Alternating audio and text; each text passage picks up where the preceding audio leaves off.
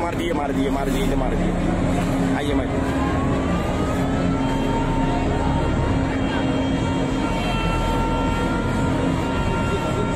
শেষ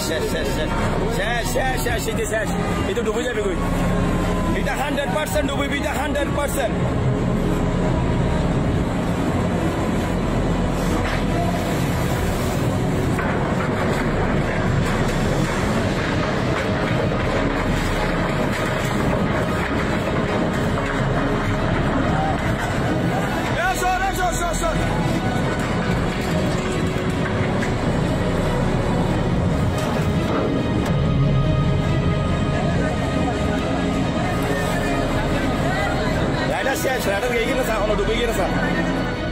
দুই 2022 সালের জুলাই মাসে জার্মানির রেলপথে দেখা যায় এক ভয়ঙ্কর দৃশ্য। একটা ট্রেন আগুনে জ্বলছে, অথচ সেটাতে কোনো চালক নেই। ট্রেনটা চালকের অনুপস্থিতিতে নিজে নিজেই চলছিল, আর চলতে চলতে হঠাৎ করেই আগুন ধরে যায়। আরও মজার ব্যাপার কি জানেন? ট্রেনটা থামে না, বরং আগুনে পুড়তে পুড়তে পৌঁছে যায় পরের স্টেশনে।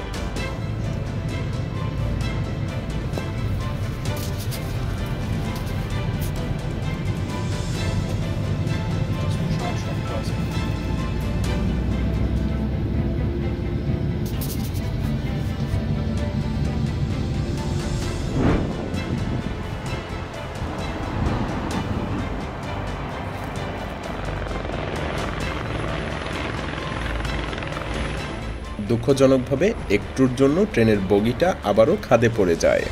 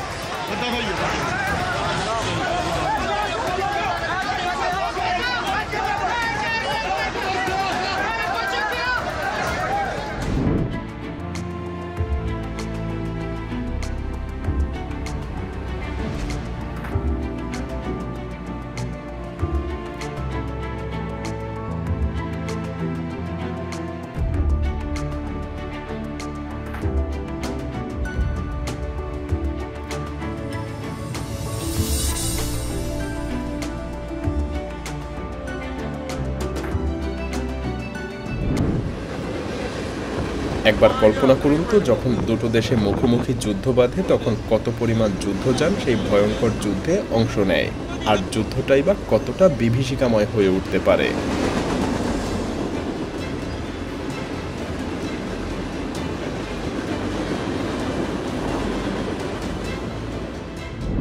নরওয়েজিয়ান সাগরের মাঝখানে হঠাৎ করেই যেন থমকে যায় সময়। বিশাল আকৃতির ট্রেলার গোলবার্গ, এক সময়কার রাশিয়ান যোদ্ধা জাহাজ, আস্তে আস্তে নিচের দিকে নামতে শুরু করে, যেন সমুদ্রের কোলে নিজেকে সঁপে দিচ্ছে।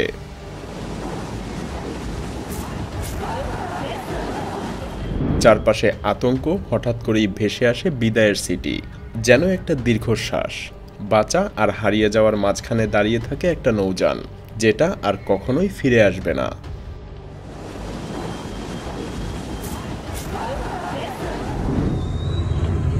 এই হলো আর্টিস্ট।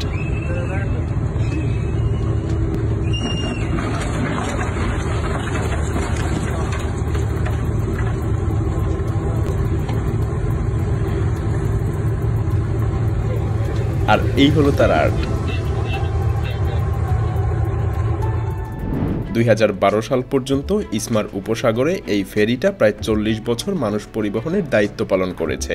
আর তারপর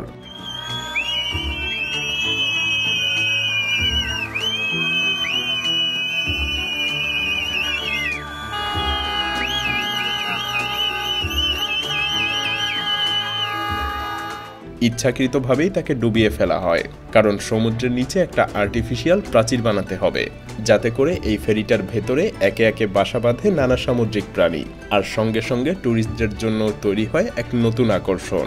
তবে এটাও বলা চলে এই ফেরি তার মূল কাজ ছেড়ে নতুনভাবে পানির নিচে আরও বেশ কিছু দশক সার্ভিস দিয়েই যাবে।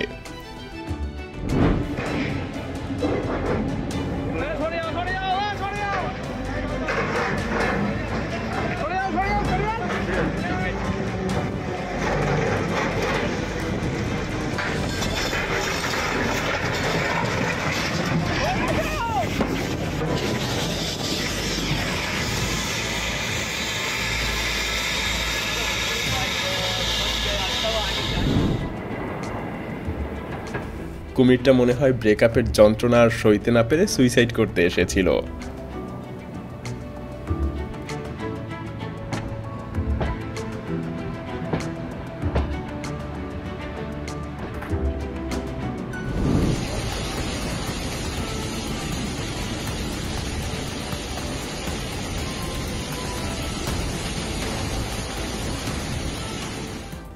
হ্যাঁ, পানির উপর দিয়ে ছুটে চলছে আস্ত একটা ট্রেন। আসলে ঘটনাটা 2024 সালের আগস্ট মাসের। পিকানা শহরে অতিবৃষ্টির কারণে প্রায় 50 কিলোমিটার রেল লাইন পানির নিচে তলিয়ে যায়। বৃষ্টির তীব্রতা এতটাই ছিল যে পানির উচ্চতা এসে প্রায় প্ল্যাটফর্ম পর্যন্ত পৌঁছে যায়। আর তখনই দেখা যায় এমন এক দৃশ্য, যেন ট্রেনটা সোজা পানির উপর দিয়েই চলছে।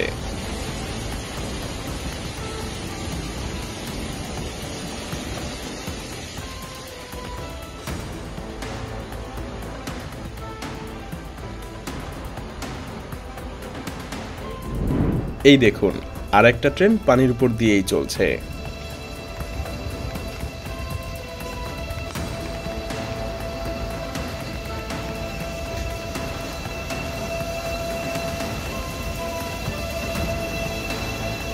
আর ভারতের এই ট্রেন তো পুরো ট্র্যাক থেকেই সরে গেছে।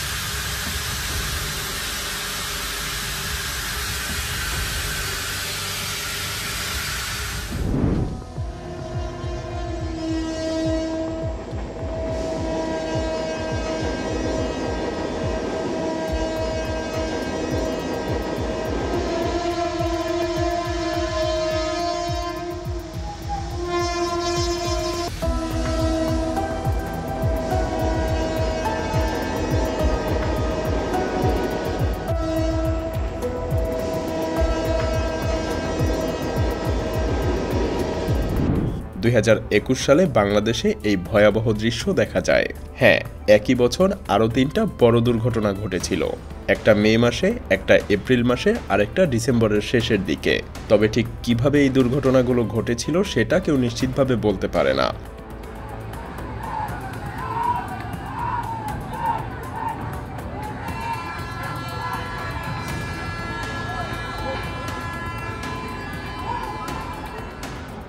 তবে একটা জিনিস স্পষ্ট, যে জাহাজটা যেভাবে কাত হয়ে পড়েছিল তাতে যাত্রীরা আর যানবাহন যেভাবে বাঁচার জন্য ছুটতে থাকে সেটা ছিল বিভীষিকাময়।